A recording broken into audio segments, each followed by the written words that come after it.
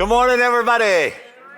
Morning in this room, morning next door in the communion room, morning online. If that's where you are, we're really glad. So as you just heard in the video, make sure that you grab the QR code and jump into some of the stuff that's just fixing to start as we sort of get the airplane boarded and start taking off for the spring semester. I want you to be a part of it and not miss that. Ushers, would you bring some Bibles forward? We're going to look at chapter 20 in the Gospel of John.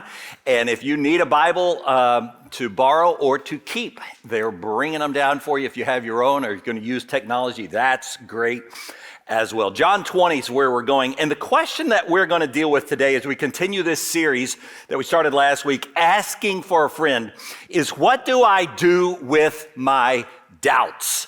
What do I do with my doubts about faith? Now, I want to start by saying I'm really focused on three groups of people. Okay, yes, if you're here or listening and you're a doubter because you never believed, maybe because you think faith is sort of a goofy, wispy thing, well, I hope that what we talk about can be helpful. Secondly, some of you who say, well, I am a believer, but I still have my doubts. I'm sort of like the man in the Gospel of Mark who said, Lord, I believe, but help my unbelief. Well, maybe today can be helpful. I hope so. Thirdly, there's any number of you who say, oh, I'm a believer, so I don't ever have any doubt. And I never have. You're actually the group I'm the most concerned about, and I'm going to tell you why. I've known too many people over the years who were raised in the church, took the faith of their mom or their dad, and then, because it had never been tried or tested when they get in their 20s or their 30s and life gets hard, and they've never really grappled with why do I believe what I believe, something happens and their faith sort of crumbles. It just can't stand the weight of what's going on in their life. And what I really want to do is try to help you to realize there is more than just feelings about faith. There's actually a strong skeletal foundation that, as Jesus said, let's love the Lord with all of our heart, our soul, and our mind we can use. Okay, so those are the three groups of people that I sort of have in mind. Now, whenever I think of doubters, I always think of a friend, I've told you about him before, named Frank. He started coming to our church years ago, back in the early days of our church. And somewhat early on, he pulled me aside and he said, now, Pastor Ken, I just need to tell you something. I'm here because of my wife.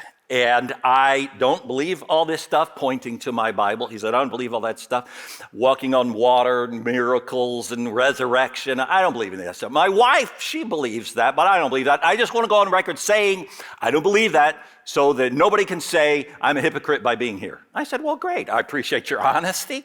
And I hope that you just keep on coming and listening and bring any questions that you have. I'd love to talk with you about it. Perhaps my fondness to Frank is tied to a character in the Bible that we're going to look at here in John chapter 20, who, if there was ever a patron saint of doubters, it would be this man. His name was Thomas. He's known as Doubting Thomas. Now, before we read the story of Doubting Thomas, let's just remember what the context was, because it's always important to remember what's going on when this happens, the part that we're reading. Jesus has been raised to life. It's the first Easter. He's been alive since early that morning, and now it's nighttime. And he's just made his first appearance with the disciples in the upper room, presumably. And he's shown himself to the 12. Well, minus Judas, who's taken his own life, minus Thomas. Why no Thomas? We don't know that. But let's just start reading in chapter 20, verse 24. Now, Thomas, also known as Didymus, one of the 12, was not with the disciples when Jesus came. So, sometime later, the other disciples told Thomas, we've seen the Lord. But he said to them, unless I see the nail marks in his hand and put my fingers in the nails where the nails were and put my hand to his side, I will not believe. And I believe this surfaces the first of three things I want you to jot down today. Okay, so if you're a note taker, here's the first of three things I want you to take when it comes to what do we do with our doubts. First thing, admit your doubts. That's what Thomas does. He tells his friends plainly, unless I see him with my own eyes, count me out. I don't believe. He wasn't going to pretend. He wasn't going to go along to get along. He was a skeptic, and he was honest about it. Now, notice, Thomas was a skeptic, but he wasn't a cynic. And there is a difference, you realize. Skeptics ask real questions. Cynics assume the answers. Skeptics say, I don't believe that could be true, but I'll investigate it. Cynics say, that couldn't possibly be true, and that's stupid, and I wouldn't even bother investigating it. I'm going to ridicule it. Skeptics are intellectually honest and searching for truth. Cynics hide behind sarcastic jabs rather than engaging their minds. So if you're a doubter, I do wonder this: are you a skeptic or are you a cynic? Thomas was a skeptic in his doubt, but he wasn't a cynic. And we know that because of where we find him the very next Sunday night. A week later, his disciples were in the house again, and Thomas was with them. He's back with the disciples. Why? I suspect because he surely figured, if what you all have told me is true, I'm sure he's going to come on back again, and he's going to show himself to us again. And so I'm staying in this time. I'm staying close to the pack. I'm staying with you boys. I'm not going to venture off by myself. I don't want to miss it a second time. He wasn't yet a believer, but he kept showing up. And some of you, that's why you're here. You don't exactly believe yet, but you're at least somewhat convinced that many of us do. And so you keep coming and you keep showing up, and just because maybe in case one day all the dots kind of get connected in your soul and it clicks. And I love that. If that's how it is that you're here, you are welcome, welcome, welcome. And I hope, like my friend Frank, you just keep on coming. But after you admit your doubts, you got to go a step further. You owe it to yourself to do a second thing. Jot this one down. You got to investigate.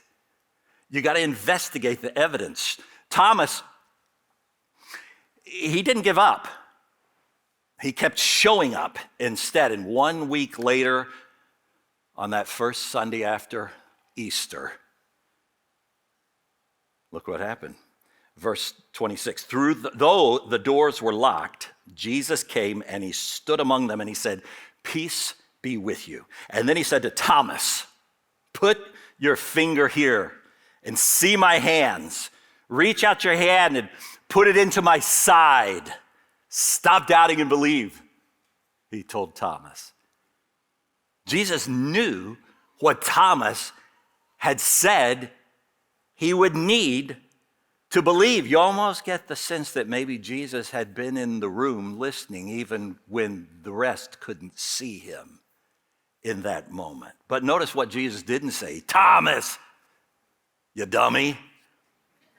Why couldn't you just believed? He didn't do that. He welcomed the scrutiny. And I think that's significant. He said, I know what you want, Thomas, so go ahead. You can touch. You can just put your hands right where the holes were, right where the spear went in the side. You can investigate it for yourself.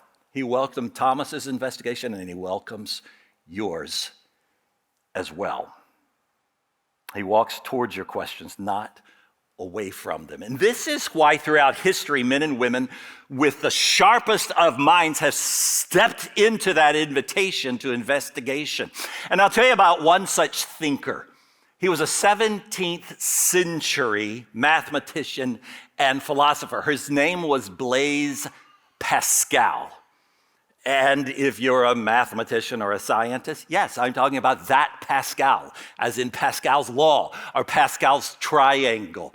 His mother died when he was young, and so his father took responsibility to homeschool Blaise Pascal. But he could tell what a bright young boy he had, and he realized there is one subject with it, if he starts to figure this out, he'll stay up all night, and it'll just go off the rails. And so at that, he locked the math books up in the closet at night. You've probably had to do that with your children about homework as well, right?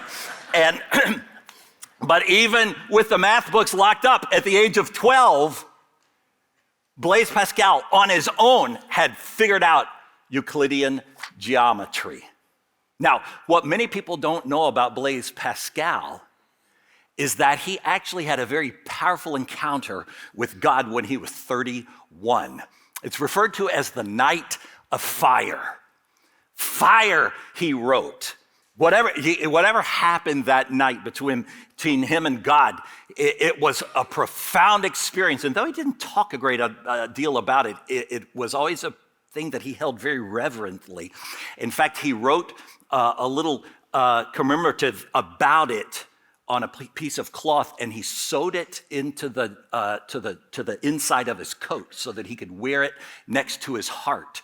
And then when he would change coats, he would unstitch it and he'd sew it into the next coat, just to remember that night of fire. And after that night, when he'd encountered God in a powerful way at age 31, he said, I'm going to spend the rest of my life trying to use the best of my brilliant mind to make a most coherent, sensible case for faith. The only problem was the rest of his life would only be 8 more years. He would die at 39. But he'd made a lot of notes, and though he couldn't finish the book, it still has been gathered and put together, and it's called the Pensées. And you can buy it. It's actually a very best-selling book over the years. Now, what you need to understand about France, Paris, in the 1600s is the shakers and the movers were not the rich, the famous, the movie stars, the musicians, the athletes. No, the shakers and the movers. If you wanted to have a happening party, you invited the scientists and the mathematicians. That must have been a party. And so if that's you, you just lean over to your spouse and said, see, I told you I'm cool. I always knew it. I just came in the wrong generation. All right. And so these were Pascal's people. These were his tribe. And he knew 2 things about his mathematician and scientific-minded friends. He knew they loved to party and they loved to gamble at the horse racing track. He knew those 2 things. And so this is going to guide him in an exercise using what is called the expectation formula. And I want to explain it to you just using simplistic terms, and you can just look at the visual as it goes up. But basically what he was saying is if you take your odds of winning and you multiply it times your payoff, you subtract the costs to place the bet, this will give you a number, and that's your expectation variable. The higher the number, the smarter the bet. Okay, so let's just illustrate. Row 1, horse A. Row 2, horse B. Now let's say for the sake of argument, these horses run against each other 10 times. 5 of the times, horse A is going to win. 5 of the time, horse B is going to win. So what are your odds? 50%. It's a 50-50. Okay, and so he would say, now drop that in here. Now, let's talk about payoff. Suppose if horse A wins, you're going to get $200, and if horse B wins, you're going to get $100. And then let's talk about the cost, okay? What's it going to cost to place that bet? We're going to say $10. Now, I realize these numbers are ridiculous, all right? They're just exaggerating to make the math easy to follow. Now, do the math, okay? Let's do the math on horse A. If you have 50% and you multiply it times 200, you're at 100. Subtract your $10 cost, and your expectation value variable is 90. Okay, right? Now, horse B, let's do the same math. 50% times 100 minus the cost, and you have an expectation variable of 40. Which horse are you going to place your bet on? Say it. Yeah, horse A, of course. You're doing the math. And Pascal was like, here's how my friends place their bets. Now, using the same frame of thinking, he said, let's try it this way. Same chart, same concept. Let's build in horse A we'll call atheism. Okay? No God. What are the odds of that? Even his most skeptical of friends would have to be able to admit, well, I can't say 100, I can't disprove God beyond a shadow of a doubt. But I really think I'm right as an atheist, so 99%. Pascal's like, okay, you take 99, I'll take 1. 99%, okay? Now, if you're right, atheist, he said, what'll your payoff be? Well, whatever measurable pleasures in this life that you get. Whatever you go for and you get and you achieve and you feel and you want and you have, that's your payoff. Because there's nothing else after that. And so you have some payoff, it's just a finite payoff. Whatever you accumulate, whatever you wanted, that's your payoff. A finite payoff. Now what's the cost? What's the cost of becoming an atheist? Well, there's not really much cost. I mean, you don't have to go to church, you don't have to get baptized, you don't have to go to Bible study, you don't have to give money away to, if you want to be dishonest, you can be dishonest. If you want to be mean, you can be mean, So it doesn't really cost you much to be an atheist, right? So there's very small cost, none really to speak of. Now, if you take a non-zero probability and a finite payoff and you subtract a very small cost, what do you have? You have a finite expectation variable. Now, go to the second row and let's go for the argument for God. Yes, God, all right? What's the probability? Pascal said, I gave you the 99, I'll take the 1, all right? And so on this row, 1% chance I win. So you're saying there's a chance, okay? And what's the payoff? What's the payoff going to be? It's not an amount of dollars. Oh no, the payoff's far more and better than that. If I'm right, I get heaven. I get eternal life. I get to be with my Creator. I win it all if I'm right. Now, what's the cost of believing? Well, there is some cost. I mean, sometimes I don't want to forgive people who hurt my feelings. Sometimes I don't want to give money away to the poor people, But, he said, I got to do it. So, there's a little bit of a cost, all right? But it's a finite cost, right? Now, do the math. You take any non-zero probability and a mere 1%, you multiply it by infinity, and you subtract some finite cost, and you still get an infinite variable. And so, with this, Pascal said, you're already using this formula when you place your bets at the horse track. Why wouldn't you use it for something that matters so much more than a bet at the horse racing track? This can affect your whole eternity. Why wouldn't you use the same logic? It's called Pascal's wager. You can Google it if you want to understand more about it. But basically what it says is, Pascal was saying, look, the unbeliever, if he is right, can never have the satisfaction of knowing, I was right, because he's dead, and there was nothing. He was right. But if he's wrong, he will face the consequences of learning, I was wrong. And so basically, unbelief gives you a no satisfaction guarantee. You lose no matter what. On the other hand, he said the believer, if he's right, he will have the satisfaction of finding out, I was right. I have everlasting life. I'm with the Lord. But if he's wrong, for some reason, all this really was mumbo jumbo, and he's like, well, he'll never have to face the consequences of knowing he was wrong because there was nothing, and that was the end. So belief gives you a no dissatisfaction guarantee. See how it works? And so this is what Blaise Pascal would do, which doesn't prove anything about Jesus, but it would at least get his mathematical and scientific friends onto the playing field of using their mind and saying, okay, well, maybe I would be open to the argument of theism. All right? Now, before I tell you the next thing that Pascal would do, I want to go back and let's just remember, what are we talking about with Thomas? Thomas didn't walk away during his season of doubt. He kept showing up. And then the Lord showed up. And he let him personally touch. And then what happened? Verse 28. Thomas said, "My Lord and my God." He connected the dots. He followed the thread. He was able to form a conclusion. And I think that's a good third thing for you to jot down. After you admit your doubts, investigate the evidence, you got to follow the thread to your own conclusion using your mind.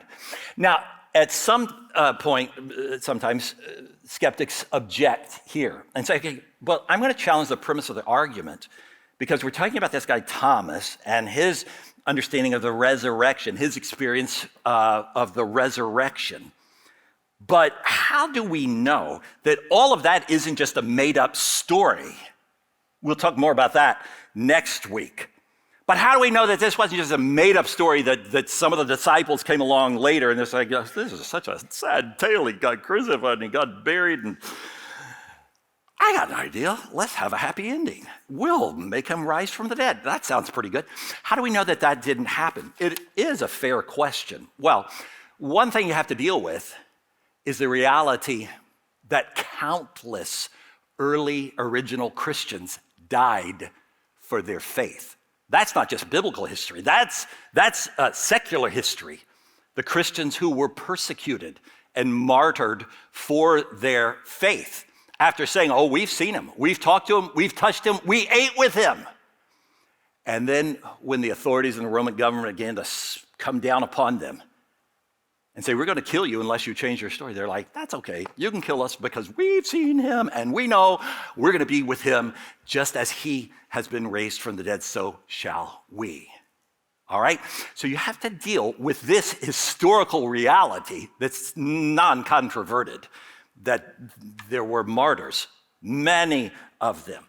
So what can we say about the resurrection, particularly regarding the people who were perpetuating their belief in this resurrection?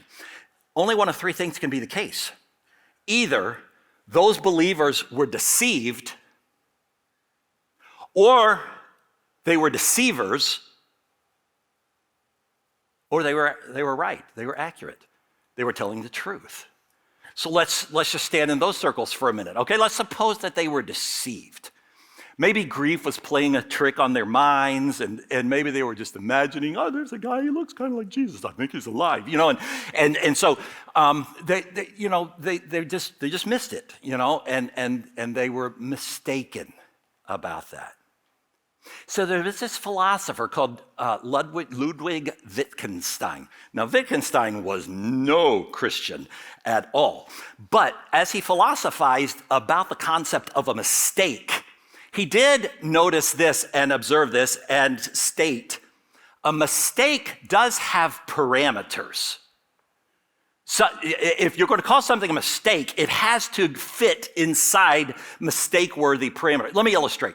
Suppose I was driving down Louetta and I see a Hyundai Santa Fe that looks like my wife's, Suzanne's car. And I was like, there's Suzanne. So I speed up and I go up beside her and I'm fixing to wave and I look in and there's a grizzly bearded man who looks like he stepped out of the Old Testament. I'm like, whoa, that's not Suzanne. Now, that's a makeable mistake. Well, it's the same color car, same model car. Should have looked at the license plate to notice, and so that's embarrassing. Okay, but that's a makeable mistake, right? Wittgenstein would say, yeah, that falls within the parameters of a makeable mistake. But on the other hand, if I came in here and said, I just saw my wife, Suzanne. She was riding down Louetta on a 15-foot giraffe. That's not a makeable mistake. Either you would know, you're messing around, you're kidding, or we need to call the little white men, the little men in the little white coats and say, something's gone wrong with Ken. He's seeing things. That's not a makeable, that falls outside of the parameters of a makeable mistake, okay? And so let's apply this now to resurrection, okay?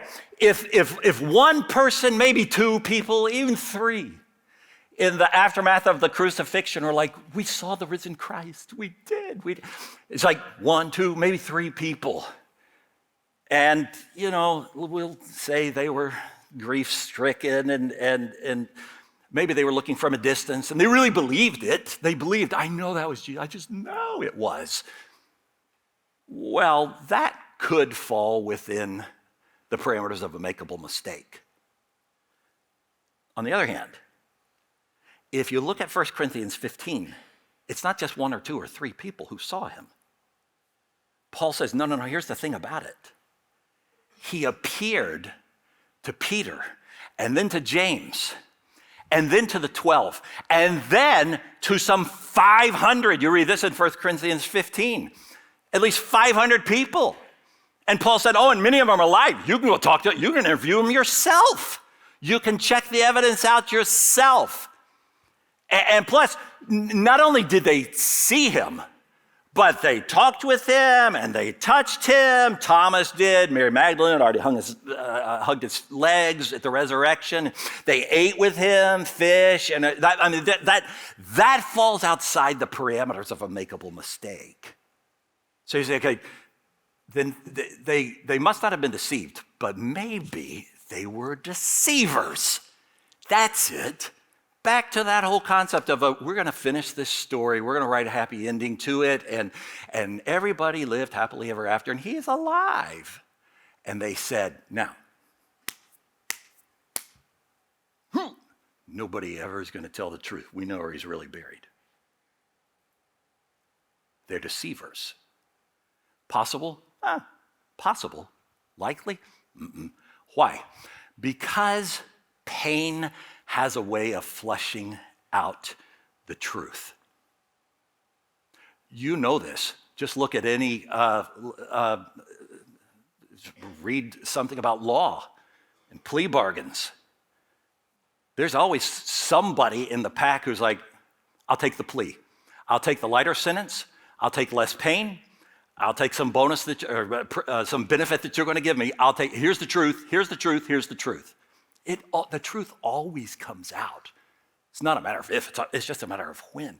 Especially as the circle gets bigger and bigger, and because there's more people who could say, I'm going to go ahead and I'm going to fess up. Especially when the Romans were getting the scourges out and saying, all right, you're next. When they were chaining the Christians up to poles, stakes in the ground, and lighting their feet on fire and saying, okay, you're next. Especially when they were laying out crosses like their Lord and said, okay, you're going on this one next. I'm telling you, at some point, pain would have caused at least 1 or 2 or 3 of them to crack and say, okay, just kidding. I just remembered he's not really alive after all. But that's not what happened. And that's what makes history so fascinating, is that you have Christian upon Christian upon Christian who did go to the death, painful deaths, and they never changed their story. They're like, oh, no, we've seen him. So that's why, even though the way I'm going out isn't the way I wanted to go out, but I know because he lives, I will live as well. So I can't change my story. He's alive. And that was the whole reason that the Christians had to die, because they kept saying, no, Jesus is Lord, and he's alive. So C.S. Lewis would observe many people, they'll choose to die for something they believe is true. And that's true. Take Islamic extremists who fly into buildings in New York City. Take kamikaze pilots who crashed their airplanes in World War II. It's not hard to find people who choose to die for something they believe is true. But C.S. Lewis pointed out, nobody will willingly die for something they know is false. At some point, most people say, actually, not going to go to the death for that, because I know it's not true. Which means, if they weren't deceived, and if they weren't deceivers, you only have one more choice. They were right. He really did rise from the dead.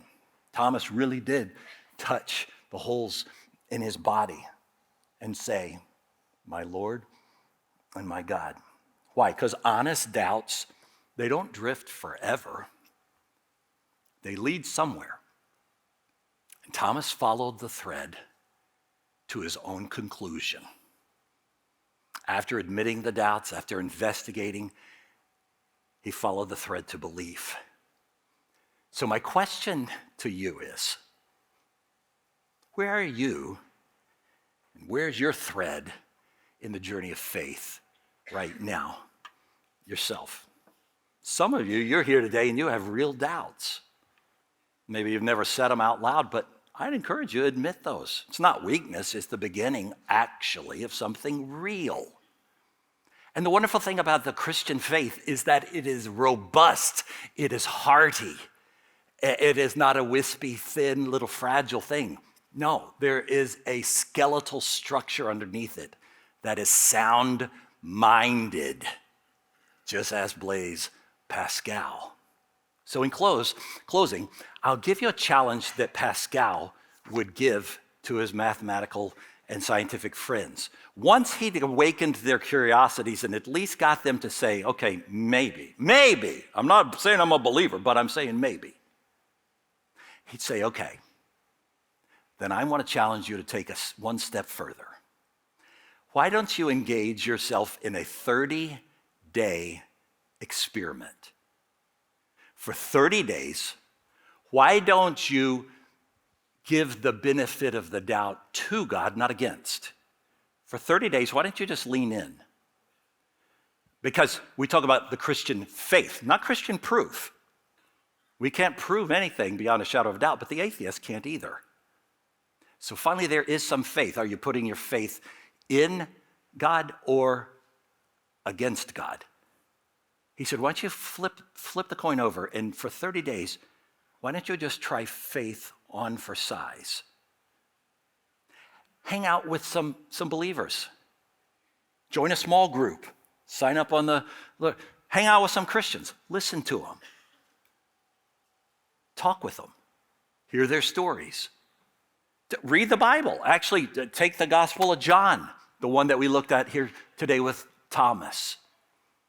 And you can read that in 3 weeks if you just take a chapter a day. Just say, I'll read chapter 1 today, Just go through the Gospel of John. Start to read the Bible, but don't read the Bible and what's going on there while you're rolling your eyes. Oh, this is so dumb. No, actually lean in and say, okay, I'm just daring to believe actually that this is historical.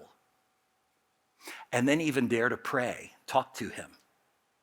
But again, not eye-rollingly, but seriously saying, okay, I don't know if I really believe this, but I'm stepping out. God, I'm going to talk to you, not with cynicism, yes, with skepticism, but I'm going to dare to believe you are out there and that you care enough about me to listen to my prayers. Pascal would say, you try this for 30 days and you see what happens in your own life. Because in the same way that Jesus stepped in to meet Thomas, he'll step in to meet you as well. And that's what happened to my friend Frank. Oh, it took a bit more than 30 days. He was a crusty thing. And he loved, he'd bring out zingers. What do you say about this one? And he'd tell me, I got you now, and so we'd have these talks. And I had to bring Pastor Dan in and say, Pastor Dan, you got to help me. This guy's wearing me out, and but the day finally came when he said, I've run out of objections. I've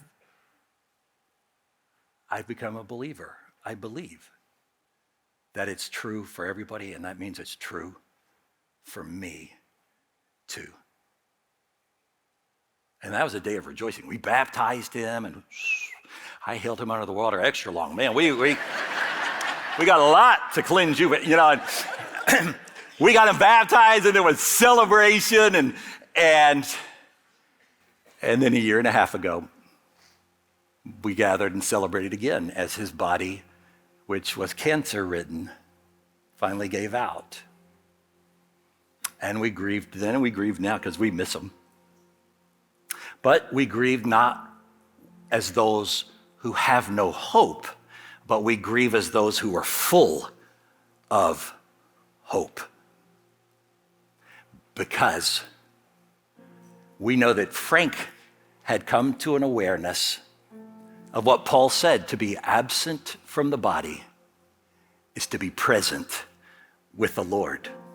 Now, my question to you is, where are you in your journey? My hope is that if you are a skeptic, you'll at least think about the things that we've talked about, and that you'd at least take a step in and say, I'll engage in this 30-day experiment. I'll hang out with some Christians. I'll actually take them seriously. I'll actually read the Gospel of John. I'll actually pray. And then let's see what God does in the next 30 days. I think he'll do something, because I've just seen it happen too many times not to believe it. Let's pray. Lord, thank you for this fascinating story of Thomas and the grace that you showed to him, meeting him where he needed you to meet him so that he could really believe. Now, my prayer, Lord, is for anyone who's here who says, I think it might be time for me to take seriously. I can't just flippantly, cynically, eye-rollingly dismiss all this. I need to engage my mind. And so my prayer is, Lord, that in the coming days, you would meet with people at every point in their journey, wherever they are, and that you'd lead them closer to you and into a saving relationship with you. And I pray it all in Jesus' name. Amen.